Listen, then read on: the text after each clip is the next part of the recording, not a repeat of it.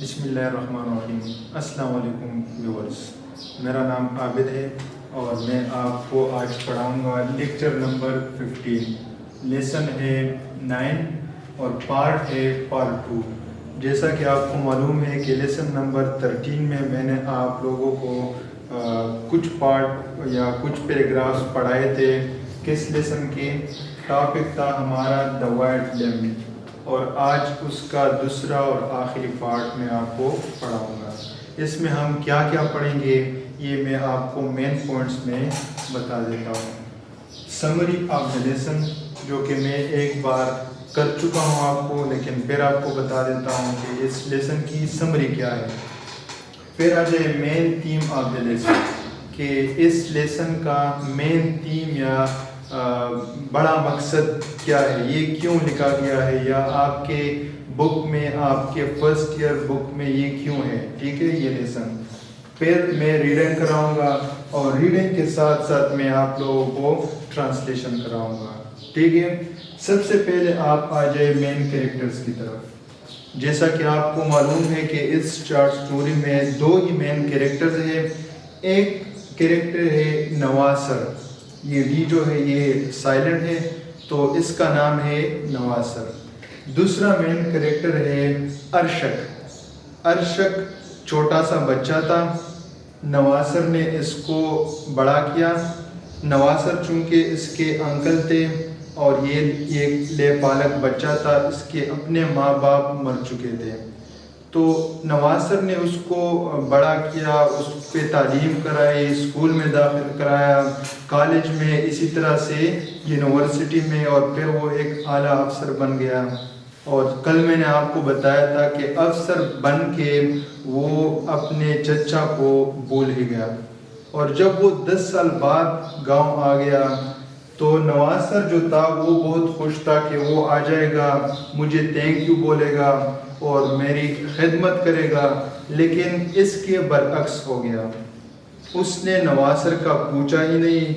Governor house में उसने रात गुजारी, अपने मीटिंग में जो भी काम था उसने वो कर लिया, और वो अपने चचा से मिले बगैर दोबारा अपने ऑफिस सिटी चला गया। तो इस वजह से नवासर बहुत डिसहर्ट हो गया कि मैंने इसके साथ क्या कुछ नहीं किया था, और इसने अभी मुझ पे सिर्फ सलाम तक नहीं डाला। तो ये रियलिटी ऑफ लाइफ बताएगी इस लेसन में, कि आप पराये लोगों को जितना भी अपनाने की कोशिश करो तो आप उसको नहीं अपना सकते। ठीक है, तो आज हम उसका दूसरा पार्ट पढ़ेंगे, और आप बुक खोलें। पेज नंबर है 86 और पैराग्राफ नंबर है 4। Nawasar brought some kindling wood and stuck it by the outdoor fireplace. Then he took his knife from his belt and went over to the lamp. At the last moment he changed his mind. I'll wait till Arshak comes, he decided, and looked in the direction of chairman's 2-story house. What's keeping him? It will be dark soon, the figs will spoil, the kernel will lose its taste. जैसा कि कल मैंने आपको बताया था कि नवासर ने अपने भतीजे या अपने बेटे के इस्तकबाल के लिए एक वाइट लैम्प लेके आया था, जिसको हम बेड़ कहते हैं। वो उसे ज़बह करना चाहता था, लेकिन फिर उसने सोचा कि चले न अरशक को आने दे यहाँ तक, फिर मैं उसको ये ज़बह करूँगा, और साथ में ये जो फ्रूट है जो कि मैं गांव से लेकर आया हूँ ये भी उसको दे दूँगा। फिर आप अगले पैराग्राफ्स को छोड़ें क्योंकि इसमें कोई इम्पोर्टेंट बात नहीं है।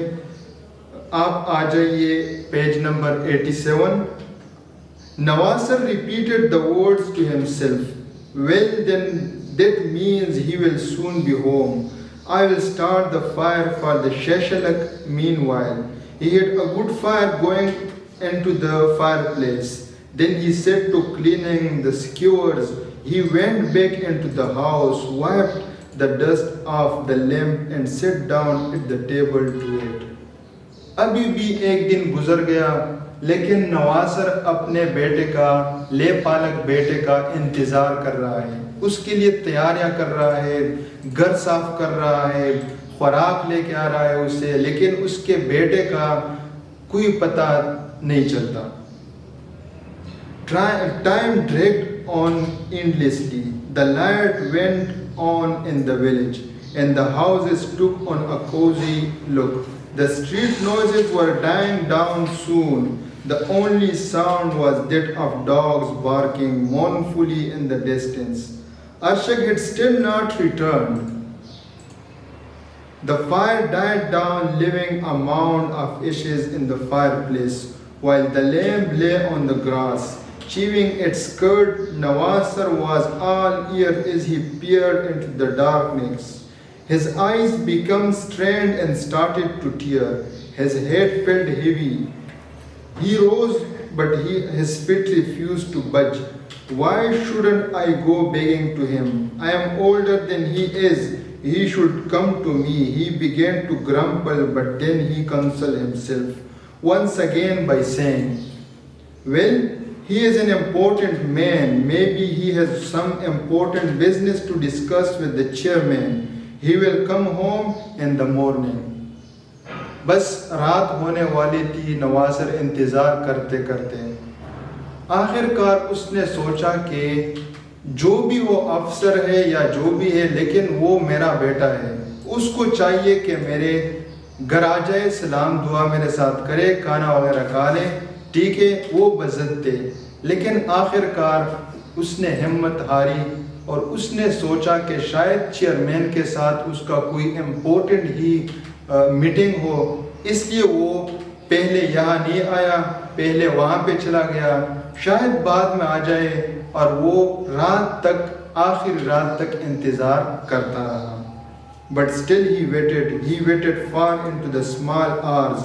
The autumn night was drawing to a close. The old man's eyes grew dim from peering intently into the darkness. Slumber gradually lulled him into sleep at the table.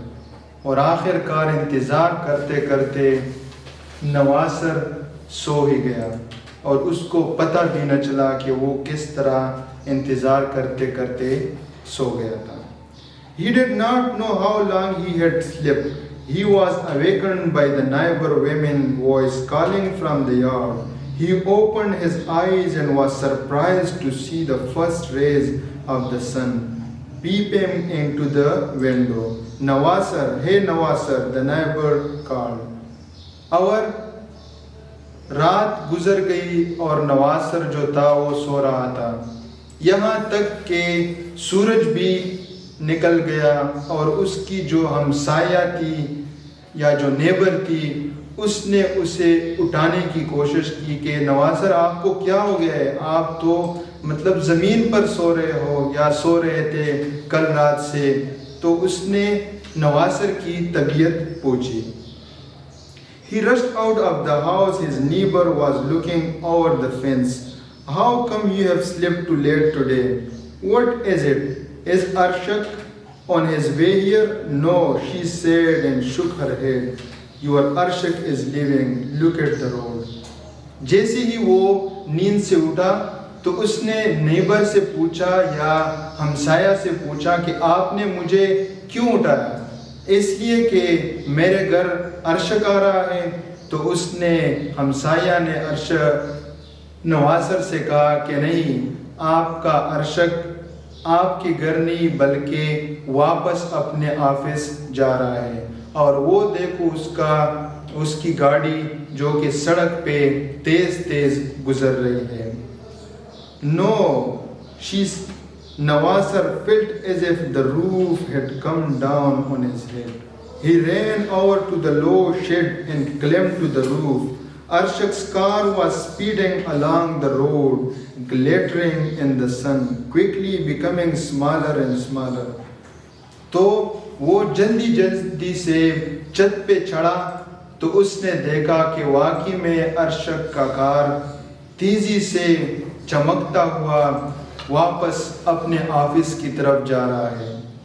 10 साल बाद भी वो अपने चचा के घर नहीं गया, हालांकि वो ऑफिसर बन गया था। किसकी वजह से?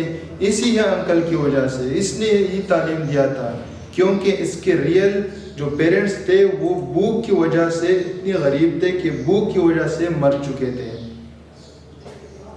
His unsteady gait was that of an old man. Nawasir was making his way down the path to the orchard. Orchard कहते हैं बागीचे को।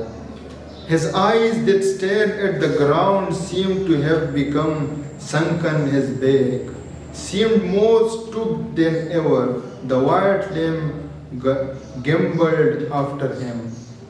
तो नवासर बेचारे ने पहली दफ़ा ज़िंदगी में अपने आप को बूढ़ा महसूस किया, और वो आंखें जो कि अर्शक की राह को तकते थे, वो आंखें अभी आहिस्ता आहिस्ता से नीचे हो रही थी।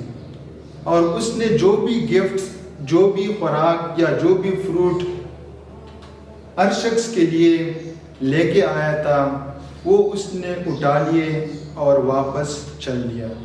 और उसका जो वाइट लैम्ब था, जो कि भेड़ था, ज़बह करने के लिए, उसे नजराना पेश करने के लिए लाया था, तो वो भेड़ भी नवासर के पीछे चलता कूदता हुआ जा रहा था, और वो बहुत मायूस था। ये था हमारा आज का लेसन, जिसमें हमने द वाइट लैम्ब के बारे में पढ़ा। चूँकि मैंने चंद पैराग्राफ छोड़े और आपको इम्पोर्टेंट पैराग्राफ बता दिए, ताकि आपको स्टोरी का पता चले कि ये स्टोरी किसके बारे में है और इसका मेन थीम और समरी क्या है। आप अपने हॉस्टल्स में, अपने घरों में आराम से इस स्टोरी को 2-3 मरतबा देख लें। इससे आप बहुत कुछ सीख सकोगे और इससे आपका रीडिंग इम्प्रूव हो जाएगा। आज के लिए इतना ही काफ़ी है। कल इंशाल्लाह अगले लेक्चर के साथ दोबारा मिलेंगे। अल्लाह हाफ़िज़।